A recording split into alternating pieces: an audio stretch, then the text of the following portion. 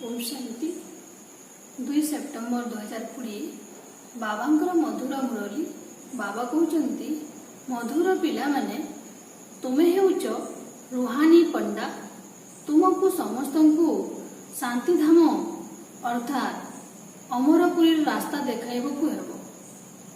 प्रश्न तुम मानक भितरे केउ निशा रहिछि एवं सही निशा आधार रे तुमे माने केउ निश्चयर बाणी सुनाउछ।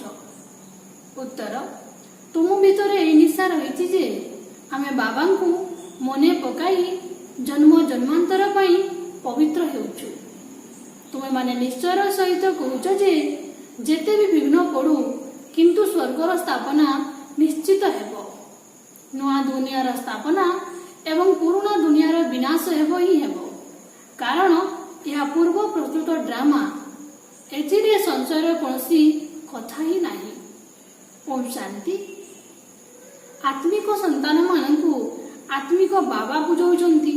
तमे जानिछो जे आमे होछु आत्मा। वर्तमान आमे आत्मिक पंडा हेउछु एवं अन्य मानकु आत्मिक यात्रा कराउछु मध्य। एही कथा को भल भावरे धारण करो। मायार तोफान एकथा भुलाई देउछि। प्रत्यह सकाल संध्यारे ही विचार करिबा दरकार। एही अमूल्य जीवन पाई अमूल्य रत्न आत्मिक बाबांको ठारू मिलुछि। तेणु आत्मिक बाबा बुझाउछंती पिला माने तुमे एबे आत्मिक पंडा अथवा गाइड अट मुक्ति धामर रास्ता बताइबा पाई। यह हेउछि सत्य सत्य अमर कथा। अमरपुरी को जीवा पाई अमरपुरी को जीवा पाई तुमे पवित्र हेउछ। अपवित्र भ्रष्टाचारी आत्मा अमरपुरी को किपरि जीवे? मनुष्य अमरनाथ यात्रा को जानती स्वर्ग को मध्य अमरनाथपुरी कुहाजिबो। अमरनाथ एकुटिया कोन थिले कि? तुमे सबु आत्मा माने अमरपुरी को जाउछ। ताहा हेउछि आत्मा मानकर अमरपुरी परम धाम। यहाँ पर आसुच शरीर सहित अमरपुरी को सेठाकू किए नहीं जाउछंती? परमपिता परमात्मा समस्त आत्मा मानकू नहीं जाउछंती। ताकू अमरपुरी मध्य कहा जाए, किंतु सठिक नाम हेउछि शांतिधाम। सेठाकू तो समस्त को जीवाकू ही हेबो। ड्रामार भाबी टालिले मध्य टाली हेबो नाही। याकू भल भावरे बुद्धिरे धारण कर। प्रथमे तो निजकू आत्मा बोली भाबो। परमपिता परमात्मा मध्य हेउचंती आत्मा। केवल तांको परमपिता परमात्मा कुहा जाउछि। से आमको बुझाउचंती। से ही ज्ञानर सागर एवं पवित्रतार सागर अटंती। एबे पिला माननको पवित्र करिबा पई श्रीमत देउछंती जे मते मने पकाइले तुमर जन्म जन्मांतरर पाप कटि जिवो। बाबांको मने पकाइबाकू ही जोग बोली कहा जाउछि। तुमे तो हेलो संतान, बाबांको मने पकाइबाकू हेबो। या द्वारा ही नाव पार हेबो। एही विषय नगरीरु तुमे शिव नगरी को जीवो, पुणी विष्णुपुरी को आसीबो। आमे सत्य युग पाई ही पढुछु, एठा पाई नुहे। एठारे जेउ माने राजा हेउचंती सेमाने धन दान करिबा द्वारा होइथांती। केतेक अछंती जेउ माने कि गरीब मानकू बहुत संभाली थांती। केही डाक्टरखाना धर्मशाला करुछंती, केही धन दान करुछंती। जेपरी सिंधरे मूलचंद नामक जणे व्यक्ति थिले, गरीब मानकू दान करुथिले। गरीब मानकर बहुत दायित्व संभालुथिले। एपरी बहुत दानी अछंती। सकाल उठी चाउल मुठा आनी गरीबंकू दान करिथांती। आजिकाली तो बहुत ठकामी चलीछि। पात्र को दान देवा उचित, एही बुद्धि तो नहीं। बाहर जो भिकारी माने बसितांती तांकू देवा यह कोनसी दान नुहे। यह तो सेमानंकर नियमित धंदा अटे। गरीबंकू दान करी भल पद पाइथांती। वास्तव रे तुमे समस्ते होउछ आत्मिक पंडा। तुमे प्रदर्शनी अथवा म्यूजियम खोलिले एहीपरि नाम लेख जेपरि सिद्ध होइजिवो। ये हेउचंती नुआ विश्व राजधानी गाइड। କିନ୍ତୁ ମନୁଷ୍ୟ କିଛି ହେଲେ ବୁଝୁନାହାନ୍ତି। ଏହା ହେଉଛି କଣ୍ଟାର ଜଙ୍ଗଲ, ସ୍ୱର୍ଗ ହେଉଛି ଫୁଲର ବଗିଚା, ଯେଉଁଠି ଦେବତାମାନେ ରହନ୍ତି। ତୁମ୍ଭମାନଙ୍କର ଏହି ନିଶା ରହିବା ଉଚିତ ଯେ ଆମେ ବାବାଙ୍କୁ ମନେ ପକାଇ ଜନ୍ମ ଜନ୍ମାନ୍ତର ପାଇଁ ପବିତ୍ର ହେଉଛୁ। ତୁମେ ଜାଣିଛ, ଯେତେ ବିଘ୍ନ ପଡ଼ିଲେ ମଧ୍ୟ ସ୍ୱର୍ଗର ସ୍ଥାପନା ତ ନିଶ୍ଚିତ ହେବ। ନୂଆ ଦୁନିଆର ସ୍ଥାପନା ଏବଂ ପୁରୁଣା ଦୁନିଆର ବିନାଶ ନିଶ୍ଚିତ ହେବ। ଏହା ପୂର୍ବ ପ୍ରସ୍ତୁତ ଡ୍ରାମା, ଏଥିରେ ସନ୍ଦେହର କୌଣସି କଥା ହିଁ ନାହିଁ। ଟିକିଏ ହେଲେ ସଂଶୟ ଆଣିବା ଅନୁଚିତ। ପତିତ ପାବନ ବୋଲି ତ ସମସ୍ତେ କହିଥାନ୍ତି। ଇଂରାଜୀରେ ମଧ୍ୟ କହନ୍ତି, ହେ ପ୍ରଭୁ ଆସି ଦୁଃଖରୁ ମୁକ୍ତ କର। 5 ବିକାର ଦ୍ୱାରା ହିଁ ଦୁଃଖ ମିଳେ। ସତ୍ୟଯୁଗ ହେଉଛି ନିର୍ବିକାରୀ ଦୁନିଆ, ସୁଖଧାମ। ଏବେ ତୁମମାନଙ୍କୁ ସ୍ୱର୍ଗକୁ ଯିବାକୁ ହେବ। ମନୁଷ୍ୟ ଭାବନ୍ତି ସ୍ୱର୍ଗ ଉପରେ ଅଛି, ତାଙ୍କୁ ଜଣା ନାହିଁ ଯେ ଉପରେ ମୁକ୍ତିଧାମ ଅଛି। ଜୀବନ ମୁକ୍ତି ପାଇବା ପାଇଁ ତ ଏଇଠାକୁ ହିଁ ଆସିବାକୁ ହେବ। ଏକଥା ବାବା ତୁମକୁ ବୁଝାଉଛନ୍ତି। ତାକୁ ଭଲ ଭାବରେ ଧାରଣ କରି ଜ୍ଞାନର ହିଁ ମନ୍ଥନ କରିବାକୁ ହେବ। ଛାତ୍ରମାନେ ମଧ୍ୟ ଘରେ ଏହି ଖ୍ୟାଲ କରିଥାନ୍ତି, ଏହି ପେପର ଭରି କରି ଦେବାକୁ ହେବ।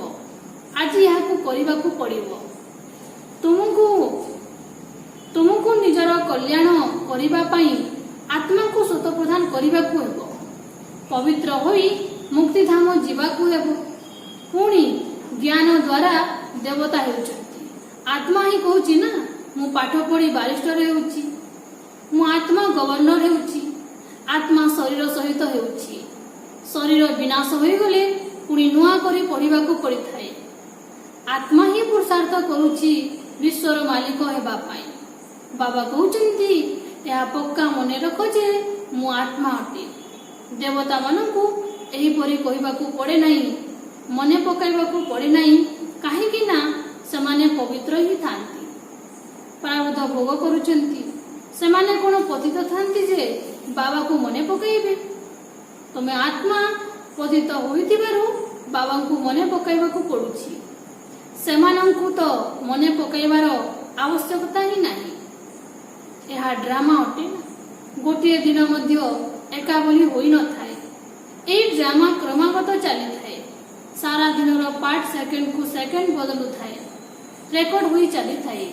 ତେଣୁ ବାବା ସନ୍ତାନମାନଙ୍କୁ ବୁଝାଉଛନ୍ତି, କୌଣସି କଥାରେ ହାର୍ଟ ଫେଲ୍ ହୁଅ ନାହିଁ, ଅର୍ଥାତ୍ ଝାଉଁଲି ପଡ଼ ନାହିଁ। ଏହା ଜ୍ଞାନର କଥା। ଭଲେ ନିଜର ଧନ୍ଦା ଆଦି କର, କିନ୍ତୁ ଭବିଷ୍ୟତରେ ଉଚ୍ଚ ପଦ ପାଇବା ପାଇଁ ପୁରା ପୁରୁଷାର୍ଥ କର। ଗୃହସ୍ଥ ବ୍ୟବହାରରେ ମଧ୍ୟ ରହିବାକୁ ପଡ଼ିବ। କୁମାରୀମାନେ ତ ଗୃହସ୍ଥକୁ ଯାଇନାହାନ୍ତି। ଯାହାଙ୍କର ପିଲାଛୁଆ ଅଛନ୍ତି ତାଙ୍କୁ ଗୃହସ୍ଥୀ ବୋଲି କୁହାଯାଏ। ବାବା ତ ଅଧର କୁମାର ଏବଂ କୁମାରୀ ସମସ୍ତଙ୍କୁ ପଢ଼ାଉଛନ୍ତି। ଅଧର କୁମାରୀର ଅର୍ଥ ମଧ୍ୟ ବୁଝୁନାହାନ୍ତି। କ'ଣ ଅଧା ଶରୀର ରହିଛି? ଏବେ ତୁମେ ଜାଣୁଛ, କନ୍ୟା ହେଉଛି ପବିତ୍ର ଏବଂ ଅଧର କନ୍ୟା ତାଙ୍କୁ କୁହାଯାଏ ଯିଏ ଅପବିତ୍ର ହେବା ପରେ ପୁଣି ପବିତ୍ର ହୋଇଥାନ୍ତି। ତୁମର ହିଁ ସ୍ମୃତି ଚିହ୍ନ ରହିଛି। ବାବା ହିଁ ତୁମମାନଙ୍କୁ ବୁଝାଉଛନ୍ତି। ବାବା ତୁମକୁ ପଢ଼ାଉଛନ୍ତି। ତୁମେ ଜାଣିଛ, ଆମେ ଆତ୍ମା ମୂଳ ବତନକୁ ମଧ୍ୟ ଜାଣିଛୁ। ପୁଣି ସୂର୍ଯ୍ୟବଂଶୀ ଚନ୍ଦ୍ରବଂଶୀ କିପରି ରାଜ୍ୟ କରୁଛନ୍ତି, କ୍ଷତ୍ରିୟ ପଣିଆର ଚିହ୍ନ ଧନୁତୀର କାହିଁକି ଦେଇଛନ୍ତି, ଏକଥା ମଧ୍ୟ ତୁମେ ଜାଣିଛ। ଲଢ଼େଇ ଆଦିର ତ କୌଣସି କଥା ହିଁ ନାହିଁ। ନା ଅସୁରଙ୍କ କଥା ଅଛି, ନା ଚୋରି କଥା ସିଦ୍ଧ ହେଉଛି। ଏପରି ତ କେହି ରାବଣ ନାହାନ୍ତି ଯିଏକି ସୀତାକୁ ନେଇଯିବେ। ତେଣୁ ବାବା ବୁଝାଉଛନ୍ତି, ମିଠା ମିଠା ସନ୍ତାନମାନେ, ତମେ ଜାଣିଛ ଯେ ଆମେ ସ୍ୱର୍ଗର ମୁକ୍ତି ଜୀବନ ମୁକ୍ତିର ପଣ୍ଡା ଅଟୁ। ସେମାନେ ହେଲେ ଶାରୀରିକ ପଣ୍ଡା, ଆମେ ହେଉଛୁ ଆତ୍ମିକ ପଣ୍ଡା। ସେମାନେ ହେଲେ କଲିଯୁଗୀ ବ୍ରାହ୍ମଣ, ଆମେ ତ ପୁରୁଷୋତ୍ତମ ହେବା ପାଇଁ ପଡ଼ୁଛେ। ଆମେ ପୁରୁଷୋତ୍ତମ ସଙ୍ଗମ ଯୁଗରେ ଅଛୁ। ବାବା ଅନେକ ପ୍ରକାରରେ ବୁଝାଉଛନ୍ତି। ତଥାପି ଦେହ ଅଭିମାନରେ ଆସିବା ଦ୍ୱାରା ଭୁଲି ଯାଉଛନ୍ତି। ମୁଁ ଆତ୍ମା, ବାବାଙ୍କର ସନ୍ତାନ, ଏହି ନିଶା ରହୁନାହିଁ। ଯେତେ ଯୋଗଯୁକ୍ତ ହେବ ସେତେ ଦେହ ଅଭିମାନ ଦୂରେଇ ଯିବ। ନିଜକୁ ସମ୍ଭାଳି ରଖ। ଦେଖ, ମୋର ଦେହ ଅଭିମାନ ଦୂର ହେଲାଣି। ଆମେ ବିଶ୍ୱର ମାଲିକ ହେବୁ। ଆମର ହିଁ ହିରୋ ହିରୋଇନ୍ ପାର୍ଟ ରହିଛି। କେହି ବିଜୟ ପ୍ରାପ୍ତ କଲେ ହିରୋ ହିରୋଇନ୍ ନାମ ରଖାଯାଇଥାଏ। ଏହି ସମୟରେ ତୁମେ ବିଜୟ ପ୍ରାପ୍ତ କରୁଥିବାରୁ ତୁମର ନାମ ହିରୋ ହିରୋଇନ୍ ରଖାଯାଇଛି। ଏହା ପୂର୍ବରୁ ନଥିଲା। ଯିଏ ହାରିଯାଏ ତାଙ୍କୁ ହିରୋ ହିରୋଇନ୍ କୁହାଯାଏ ନାହିଁ। ଏସବୁ କଥା ଧାରଣ କରିବାକୁ ହେବ। ବୁଦ୍ଧିରେ ବିଶ୍ୱାସ ରଖିବା ଉଚିତ। ଏଠାରେ ନିଶା ଚଢୁଛି, ବାହାରକୁ ଗଲେ ଖସି ଯାଉଛି। ଏଠାକାର କଥା ଏହିଠାରେ ହିଁ ରହିଯାଉଛି। ବାବା କହୁଛନ୍ତି ବୁଦ୍ଧିରେ ରହୁ। ବାବା ଆମକୁ ପଢ଼ାଉଛନ୍ତି ଯେଉଁ ପାଠ ପଢ଼ା ଦ୍ୱାରା ଆମେ ମନୁଷ୍ୟରୁ ଦେବତା ହୋଇଯିବୁ। ଏଥିରେ ଅସୁବିଧାର କୌଣସି କଥା ହିଁ ନାହିଁ। ଧନ୍ଦା ଆଦିରୁ ମଧ୍ୟ କିଛି ସମୟ ବାହାର କରି ମନେ ପକାଇ ପାରିବ। ଏହା ମଧ୍ୟ ନିଜ ପାଇଁ ଧନ୍ଦା ଅଟେ ନା। ଛୁଟି ନେଇଯାଇ ବାବାଙ୍କୁ ମନେ ପକାଅ। ଏହାକୁ ମିଛ କହିବା କୁହାଯିବ ନାହିଁ। ସାରା ଦିନ କ'ଣ ଏହିପରି ନଷ୍ଟ କରିବୁ? ଆମକୁ ଭବିଷ୍ୟତ ପାଇଁ କିଛି ଖିଆଲତ ରଖିବାକୁ ପଡ଼ିବ। ବହୁତ ଯୁକ୍ତି ରହିଛି। ଯେତେ ସମ୍ଭବ ସମୟ ବାହାର କରି ବାବାଙ୍କୁ ମନେ ପକାଅ। ଶରୀର ନିର୍ବାହ ଅର୍ଥେ ଧନ୍ଦା ଆଦି ମଧ୍ୟ କର। ମୁଁ ତୁମକୁ ବିଶ୍ୱର ମାଲିକ ହେବା ପାଇଁ ବହୁତ ଭଲ ରାୟ ଦେଉଛି। ତୁମେ ମଧ୍ୟ ସମସ୍ତଙ୍କୁ ରାୟ ଦେଉଛ। ରାୟ ଦେବା ପାଇଁ ମନ୍ତ୍ରୀ ରହିଥାନ୍ତି ନା। ତୁମେ ହେଉଛ ପରାମର୍ଶଦାତା। ଏହି ଜନ୍ମରେ ସମସ୍ତଙ୍କୁ ମୁକ୍ତି, ଜୀବନ ମୁକ୍ତି କିପରି ମିଳିବ ସେହି ରାସ୍ତା ବତାଉଛ। ମନୁଷ୍ୟ ସ୍ଲୋଗାନ ଆଦି କାନ୍ଥ ଉପରେ ଲଗାଇ ଦେଇଥାନ୍ତି। ଯେପରି ତୁମେ ଲେଖୁଛ ପବିତ୍ର ହୁଅ ଏବଂ ରାଜଯୋଗୀ ହୁଅ, କିନ୍ତୁ ଏହା ଦ୍ୱାରା ବୁଝିବେ ନାହିଁ। ଏବେ ତୁମେ ବୁଝୁଛ ଯେ ଆମକୁ ବାବାଙ୍କ ଠାରୁ ଏହି ସମ୍ପତ୍ତି ମିଳୁଛି। ମୁକ୍ତି ଧାମର ମଧ୍ୟ ସମ୍ପତ୍ତି ରହିଛି। ମୋତେ ତୁମେ ପତିତ ପାବନ କହୁଥିବାରୁ ମୁଁ ଆସି ପବିତ୍ର ହେବା ପାଇଁ ରାୟ ଦେଉଛି। ତୁମେ ମଧ୍ୟ ହେଉଛ ପରାମର୍ଶଦାତା। ମୁକ୍ତିଧାମକୁ କେହି ମଧ୍ୟ ଯାଇପାରିବେ ନାହିଁ ଯେ ପର୍ଯ୍ୟନ୍ତ ବାବା ପରାମର୍ଶ ବା ଶ୍ରୀମତ ନ ଦେଇଛନ୍ତି। ଶ୍ରୀ ଅର୍ଥାତ୍ ଶ୍ରେଷ୍ଠ ମତ ହେଉଛି ଶିବ ବାବାଙ୍କର। ଆତ୍ମାମାନଙ୍କୁ ଶିବ ବାବାଙ୍କର ଶ୍ରୀମତ ମିଳୁଛି। ପାପ ଆତ୍ମା, ପୁଣ୍ୟ ଆତ୍ମା ବୋଲି କୁହାଯାଏ। ପାପ ଶରୀର ତ କୁହାଯିବ ନାହିଁ। ଆତ୍ମା ଶରୀର ଦ୍ୱାରା ପାପ କରୁଥିବାରୁ ପାପ ଆତ୍ମା କୁହାଯାଉଛି। ଶରୀର ବିନା ଆତ୍ମା ପାପ କିମ୍ବା ପୁଣ୍ୟ କରିପାରିବ ନାହିଁ। ତେଣୁ ଯେତେ ସମ୍ଭବ ବିଚାର ସାଗର ମନ୍ଥନ କର। ସମୟ ତ ବହୁତ ରହିଛି। ଶିକ୍ଷକ ଅଥବା ପ୍ରଫେସର ହୋଇଥିଲେ ତାଙ୍କୁ ମଧ୍ୟ ଯୁକ୍ତି ଦ୍ୱାରା ଏହି ରୁହାନୀ ପାଠ ପଢ଼ାଇବା ଉଚିତ, ଯାହାଦ୍ୱାରା କଲ୍ୟାଣ ହେବ।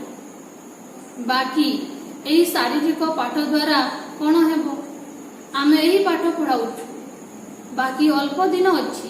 ବିନାଶ ସମ୍ମୁଖରେ ରହିଛି। ମନ ଭିତରେ ଉତ୍ସାହିତ ହେବେ। କିପରି ମନୁଷ୍ୟମାନଙ୍କୁ ରାସ୍ତା ବତାଇବ? ଜଣେ କନ୍ୟା ପରୀକ୍ଷାର ସମ୍ମୁଖୀନ ହୋଇଥିଲେ, ଯେଉଁଥିରେ ଗୀତାର ଭଗବାନଙ୍କର କଥା ପଚରା ଯାଇଥିଲା। ସେ ଲେଖିଦେଲେ ଗୀତାର ଭଗବାନ ଶିବ ଅଟନ୍ତି। ତେଣୁ ତାଙ୍କୁ ଫେଲ୍ କରିଦେଲେ। ଭାବୁଥିଲେ ଯେ ମୁଁ ବାବାଙ୍କର ମହିମା ଲେଖୁଛି। ଗୀତାର ଭଗବାନ ହେଉଛନ୍ତି ଶିବ। ସେ ଜ୍ଞାନର ସାଗର, ପ୍ରେମର ସାଗର ଅଟନ୍ତି। କୃଷ୍ଣଙ୍କ ଆତ୍ମା ମଧ୍ୟ ଜ୍ଞାନ ପ୍ରାପ୍ତ କରୁଛନ୍ତି। ଏହାକୁ ବସି ଲେଖିଥିବାରୁ ଫେଲ୍ ହୋଇଗଲେ। ମାତା ପିତାଙ୍କୁ କହିଲେ ମୁଁ ପଢ଼ିବି ନାହିଁ। ଏବେ ଏହି ଆତ୍ମିକ ପାଠପଢ଼ାରେ ଲାଗିଯିବି। କନ୍ୟା ମଧ୍ୟ ବହୁତ ଫାଷ୍ଟ କ୍ଲାସ୍ ଥିଲେ। ପୂର୍ବରୁ ହିଁ କହୁଥିଲେ ମୁଁ ଏହିପରି ଲେଖିବି, ଫେଲ୍ ହୋଇଯିବି। କିନ୍ତୁ ସତ୍ୟ ତ ଲେଖିବାକୁ ହେବ ନା। ଆଗକୁ ଗଲେ ବୁଝିବେ ବାସ୍ତବରେ ଏହି କନ୍ୟା ଯାହା ଲେଖିଥିଲା ତାହା ସତ୍ୟ ଅଟେ। ଯେବେ ପ୍ରଭାବ ବିସ୍ତାର ହେବ, ପ୍ରଦର୍ଶନୀ ବା ମ୍ୟୁଜିୟମରେ ତାଙ୍କୁ ଡାକିଲେ ଜାଣିବେ ଏବଂ ତାଙ୍କ ବୁଦ୍ଧିରେ ଆସିବ ଯେ ଏହା ତ ସତ୍ୟ ଅଟେ। ବହୁ ମନୁଷ୍ୟ ଆସୁଥିବାରୁ ବିଚାର କରିବା ଦରକାର ଯେ ଏପରି କରିବୁ ଯେପରି ମନୁଷ୍ୟ ତୁରନ୍ତ ବୁଝିଯିବେ। कौनसी नुआ कथा अटे। केही ना केही निश्चय बुझिबे जे कि एठाकार होइथिबे। तुमे समस्त को रुहानी रास्ता बताउछ। बिचरा केते दुखी अटंती, सेमानकर दुख किपरि दूर करिबो। खिटपिट तो बहुत रही ना, परस्पर शत्रु होई किपरि हत्या करि देउछंती। एबे बाबा संतान मानकु भल भाबरे बुझाउछंती। माता माने तो बिचरा अबोध अटंती, कहउछंती आमे लेखा पढ़ा जानि नाहु। बाबा कहउछंती न पढ़िच भल, वेद शास्त्र जहा किछि पढ़िच सबु एठारे भूली जाओ। एबे मु जहा सुनाउछि ताकु सुनो। बुझाइबा दरकार सद्गति तो निराकार परमपिता परमात्मा को बिना केही करि पारिबे नाही। मनुष्य मानक पाखरे ज्ञान ही नाही, तेबे पुणी से सद्गति किपरि करिबे। सद्गति दाता ज्ञानर सागर हेउचंती ही जणे। मनुष्य एपरि कहिबे नाही जे एठाकार होइतिबे से बुझिबा पई चेष्टा करिबे। जणे केही विशिष्ट व्यक्ति बाहरिले प्रसिद्धि हेबो। गायन रहिछि गरीब तुलसी दास कर केही कथा सुनिले नाही। सेवार जुक्ति तो बाबा बहुत बताउछंती। पिला माने प्रत्यक्ष रूप रे प्रयोग करिबा उचित। अच्छा, मीठा मीठा शीतलदे संतान मानक प्रति मात पिता बाप दादांकर मधुर स्नेहभरा स्मृति एवं सुप्रभात। आत्मिक पितांकर आत्मिक संतान मानकु नमस्ते। आत्मिक संतान मानकर आत्मिक मात पिता बाप दादांकु मधुर स्नेहभरा स्मृति एवं सुप्रभात। नमस्ते नमस्ते नमस्ते। धारणा पाई मुख्य सारांश। प्रथम, कर्मधंदा करी मध्य भविष्यत उच्च पद पाइबा पाई बाबांक स्मृति रे रहिबार पूरा पुरुषार्थ करिबाकु हेबो। एही ड्रामार दृश्य प्रति मुहूर्त रे बदलुछि। सेथि पई केबे भी कोनोसी दृश्य को देखि हार्टफेल हेबा उचित नहे। द्वितीय, एही आत्मिक पाठपढ़ा निजे पढ़िबा सहित अन्य मानकु पढ़ाइबाकु हेबो। समस्तंकर कल्याण करिबाकु हेबो।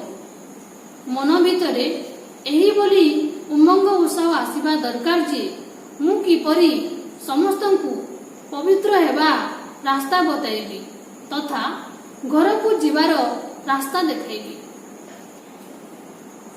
वरदान, डबल सेवा द्वारा अलौकिक शक्तिर साक्षात्कार कराउथिबा विश्व सेवाधारी को। विस्तार, जेपरि बाबांकर स्वरूप हेला विश्व सेवक, सही परि तुमे माने मध्य बाबांक समान विश्व सेवाधारी अट। शरीर द्वारा स्थूल सेवा करिबा समय रे मध्य मन द्वारा विश्व परिवर्तन सेवारे तत्पर रुह। एका समय रे शरीर मध्य मन द्वारा एकाठी सेवा हेउ। जेउ माने एही बुली सेवा करंती सेमानंक द्वारा देखुतबा आत्मा मानंकु अनुभव बा साक्षात्कार होई जाए जे माने कोनोसी अलौकिक शक्ति अटंती। सेति पाई एही अभ्यास को निरंतर एवं स्वाभाविक करि दियो। मानसिक सेवा करिबा पाई विशेष भाव रे एकाग्रतार अभ्यास को बढ़ाओ। स्लोगान, समस्तंक ठारू गुण ग्रहण कर किंतु अनुकरण ब्रह्मा बाबांकु कर। समस्तंक ठारू गुण ग्रहण कर किंतु अनुकरण ब्रह्मा बाबांकु कर। ओम शांति।